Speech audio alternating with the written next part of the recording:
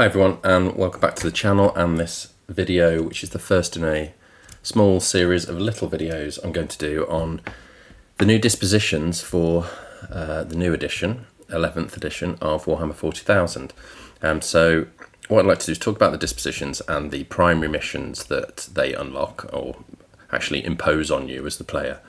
Talk about the play style of each disposition a little bit, and also talk about the mission that your opponent will be using, and sort of how that the interplay between your mission and your opponent's.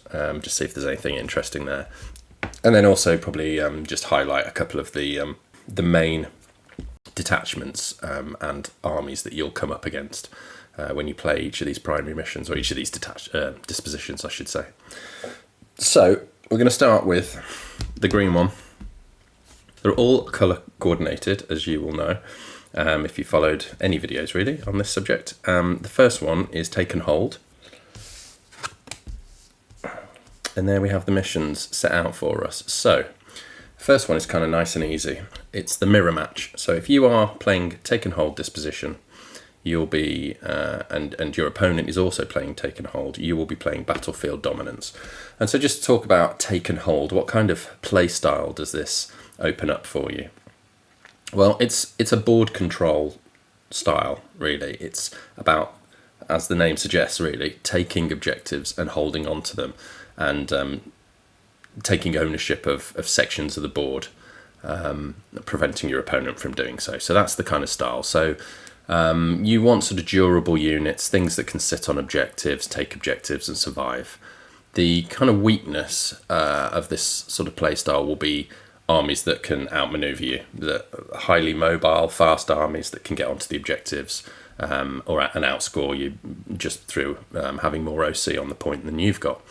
So that's the general sort of play style. In terms of this first mission that we mentioned here, Battlefield Dominance, I'll put the card down and just very quickly run through how you score Battlefield Dominance. So in the first and the second battle rounds, at the end of your turn, if you hold more objectives than your opponent does, you score 2 VP. And then from the second battle round onwards, at the end of the command phase, and every time I say end of command phase, if it's the 5th battle round, it'll actually be at the end of the turn. So just bear that in mind. But I'll just say end of command phase in general. At the end of the command phase, for each objective that you hold, you'll get 3 VP, plus for each of those objectives, not including your home, that you, if you also control your home, you get an extra 2 VP. So to put that another way, if you're holding your home, it's a bit like the old linchpin. If you're holding your home, for every objective that you also hold on top of your home, you get an extra 2 VP. So they'll be worth 5 VP, those objectives. So as you can see, the first one is all just about holding objectives. That's the only way you score primary. Pretty straightforward, and you know your opponent's playing Take and Hold as well, so they're going to have exactly the same game plan, and it's just who can hold the objectives more efficiently or more effectively. So that is Battlefield Dominance. On to the next one, and that is where you will be fighting somebody who is taking the very popular disposition of Purge the Foe, and they will be playing the mission, or you will be playing, sorry, the mission Immovable Object, which is here. And the scoring for Immovable Object is that in any battle round, at the end of your turn, if you hold one or more central objective, you score 3 VP.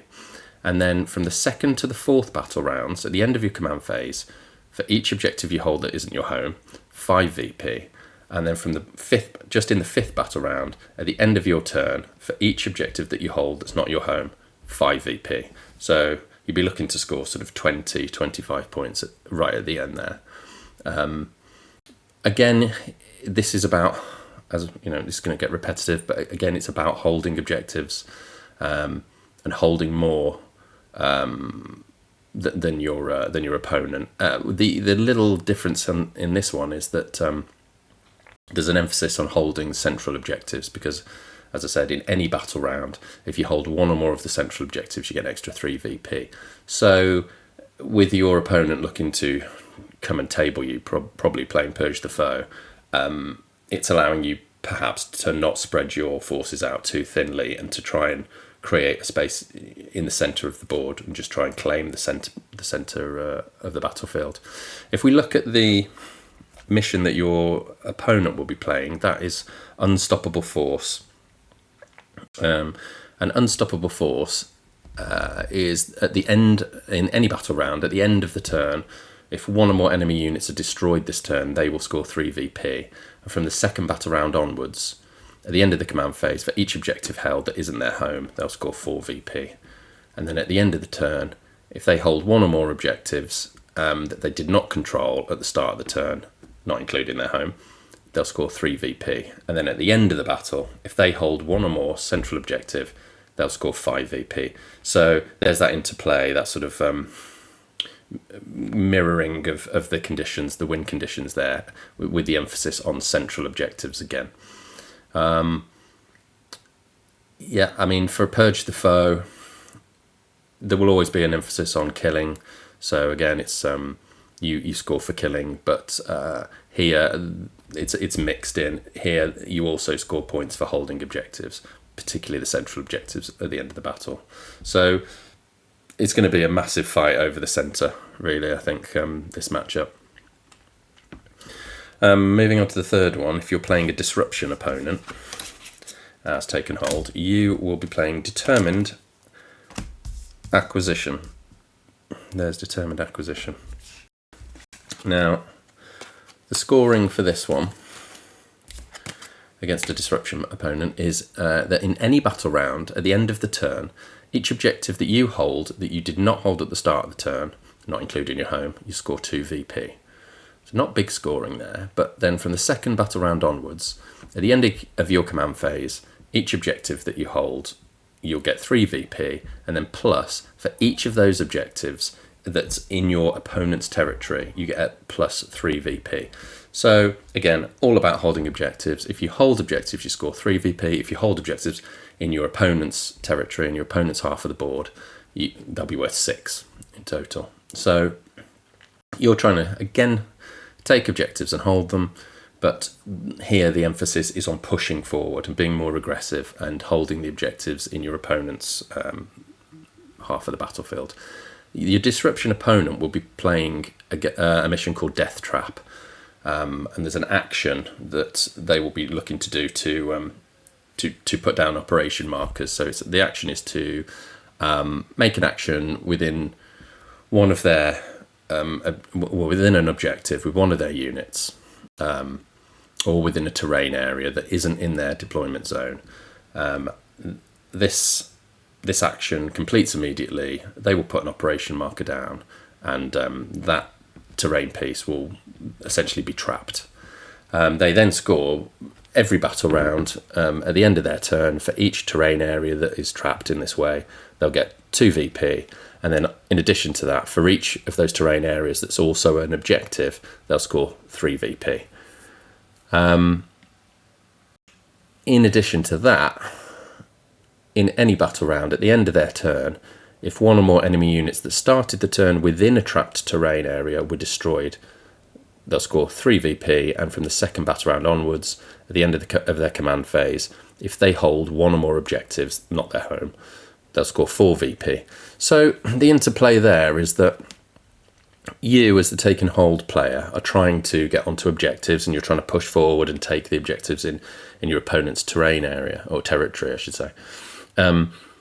But they are going to be booby trapping, essentially, these terrain pieces. So you could be walking onto them and then giving your opponent points. And also, if you're then dying, you're being destroyed whilst you're on those terrain areas, your opponent's scoring even more points.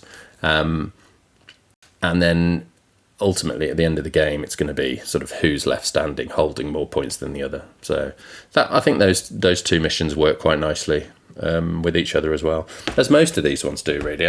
I'm quite impressed with how Games Workshop's really put a lot of time and effort into this, and rather than just churning out, dumping missions out, they've really thought about A, the missions, but B, how the missions interact with each other, how the game is going to play out between your and your opponent's play styles. So I really like all of this so far.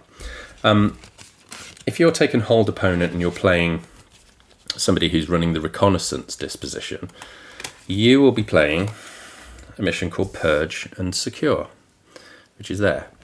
And the way you score this, I imagine it's got something to do with objectives, but let's have a look. So in any battle round at the end of your turn, if one or more enemy units were destroyed this turn by a friendly unit that was within range of one or more objectives, then you get 3 VP. Or if one or more enemy units that started the turn within range of one or more objectives was destroyed this turn, you score 3 VP. So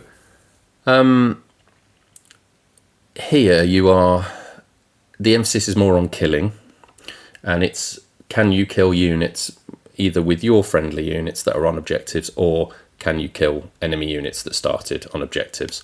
So the emphasis is much more on destroying your opponent than just simply holding objectives, although there is obviously a bit of that with the first condition of scoring if a friendly unit on an objective kills an enemy. But this one, rather than just taking objectives and sitting on them and holding territory, there's more of an emphasis on killing in this mission. You also score from the second battle round onwards. At the end of the command phase, for each objective you hold, not including your home, you score 4 VP. And at the end of your turn, again, you control one or more objectives you did not hold at the start of the turn, excluding your home, and that will be 3 VP. So the second conditions I just read out there, they are purely to do with holding objectives, but this is more of a mix of holding objectives and killing enemy units. Now your reconnaissance opponent will be playing a mission called Reconnaissance Sweep, and the way they will score is that in any battle round, at the end of their turn, if 3 or more friendly units are wholly within 3 different table quarters, not within 6 inches of the centre of the battlefield, they'll score 3 VP. Or, alternatively, at the end of their turn, if 4 or more friendly units are wholly within 4 different table quarters, not within 6 inches of the centre of the battlefield, they'll score 6 VP.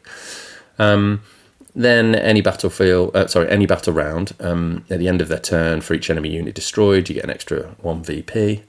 And then from the second battle round onwards, at the end of the command phase, if they hold one or more objective, not their home, they'll score 3 VP. So the biggest way of them scoring is to be all over the field, essentially. So they will be spreading out, they'll probably be playing more sort of horde type, larger armies, larger unit count armies with the recon disposition. They'll be spreading out all over the board, trying to hold ground. And you, as the take and hold player, will be trying to kill any units that get onto objectives, essentially. So yeah, it's a nice mission. It rewards you for killing when your opponent will probably have lots of small or potentially fragile units. So there's some interesting play there as the take and hold player. The final disposition, is called Priority Assets. And if you are playing Priority Assets opponent, you will be running a mission called Inescapable Dominion. And the scoring for this one is that in any battle round, at the end of your turn, if you hold 3 or more objectives, you score 4 VP. And then from the second battle round onwards, at the end of the command phase, if you hold 2 or more objectives, you score 5 VP. And again, at the end of the command phase, if you hold more objectives than your opponent, score 4 VP. And then lastly, at the end of the battle, if you hold your opponent's home, you'll get 5 VP. So this one, again, we're back to holding objectives, but this really rewards you for holding multiple objectives. So not a specific type of objective or the center ground or your opponent's territory. It's numbers. It's how many objectives can you hold, because if you hold 3 or more, you're getting 4 VP every battle round, and then also if you hold 2 or more, another 5 VP, and then if you hold more than your opponent does, an extra 4, and then if you do manage to take your opponent's home, you get 5 more on top. So it's all about holding as many points as you can. Now, your opponent playing Priority Assets will be running a mission called Secure Asset, and this is another mission that involves doing an action. And their action is to secure an asset. So they make an action in their shooting phase with one of their units that's within range of an objective, not their own home. They can only do this once per turn, and it completes at the end of their turn. And it would mean that if they complete this action, their unit controls that objective and they have secured the asset. Then in any battle round, at the end of their turn, if a friendly unit has secured an asset, they get 4 VP. And as I say, they can only do this once per turn, so that's just 4 points a turn. Then at the end of their turn, if one or more enemy units that started the turn within range of one or more central objectives is destroyed, they get an extra 2 VP.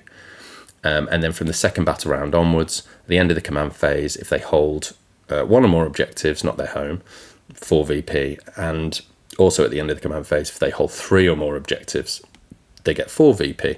So this, you can see this kind of mirrors the Take and Hold mission of Inescapable Dominion. Again, they are being rewarded as well for holding more objectives than you will be. There's a slight emphasis with theirs on the central objective or objectives, and also they will be using up activations essentially by at least 1 per turn by trying to do this secure the asset and trying to get the extra 4 VP a battle round. So it's interesting. They're quite similar in a way, but with just slightly different emphases. But really good. I really like the sort of interplay. I don't see anything in those 5 pairs of missions that's like wildly outbalanced or imbalanced rather. I think they all seem on the face of it to work quite nicely with each other.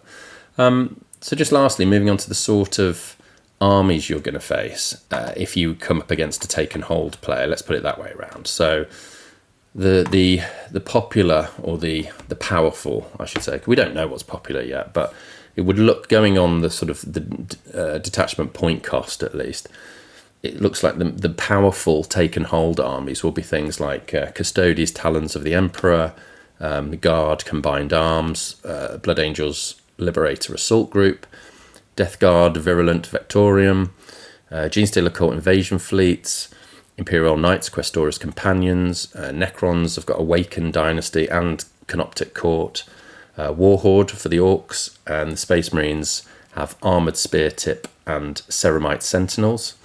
And lastly, the Thousand Sons have Rubrique Phalanx. So those are the kind of armies that people are going to run as Take and Hold, I would think, initially. So I hope that was at least informative and you got something out of it. Let me know, have you got any comments on Take and Hold at all? Have you tried playing this disposition? What are your thoughts about the missions and the matchups? Let me know. I'll be doing one of these videos for all 5 dispositions, so hopefully you find them useful. If you want to see the rest of them, please do feel free to like and subscribe so you don't miss the next one, and hopefully I will see you there. Thanks, bye.